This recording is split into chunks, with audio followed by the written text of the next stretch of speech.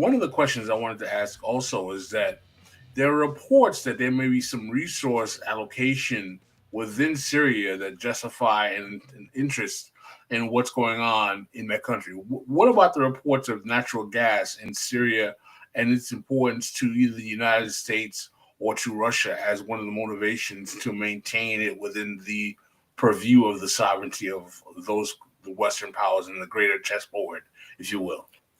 From Yeah, let me chime in on the economics of it. Syria is not a winner when it comes to resource allocation, when it comes to any sort of economic heft.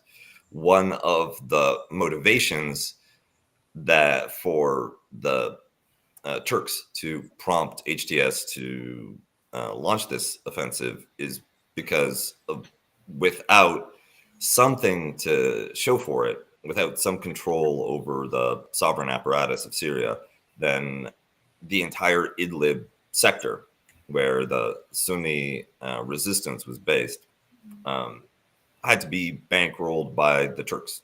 And it was extremely expensive. It was drawing down Turkish state budgets. So they wanted to see some kind of payoff. And the reality is that Syria, because of its isolation and the length of its isolation, because of domestic tension and the fact that the regime has been security first for so long, is not a particularly valuable economic prize. There is oil in the east, and there is strategically valuable, but not economically valuable agriculture as well along the Euphrates. But whatever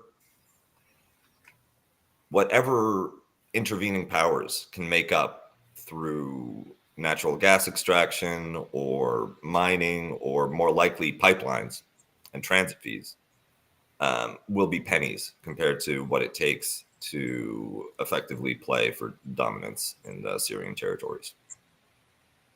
Gene, do you want to jump in?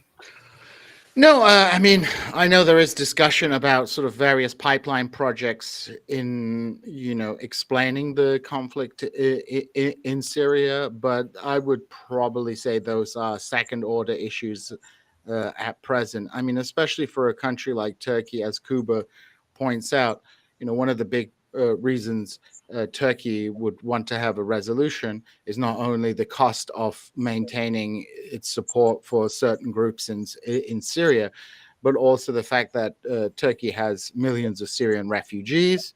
And within Turkish politics, those Syrian refugees have become a kind of hot potato issue.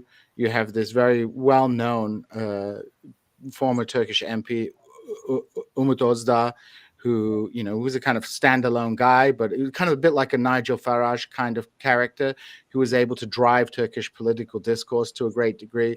So there's enormous amount of kind of tension with Syrians in Turkey that have kind of become perhaps an electoral liability for the Erdogan government. So there's a desire for Turkey to be able to repatriate these millions of Syrian refugees into Syria as well. So there's that kind of economic rationale behind it. Syrians provided a lot of cheap labor, for example, for big mega projects in Turkey. But as the Turkish economy stalls, there are just you have the same kind of anti-immigrant politics as you have in other parts of the world taking place.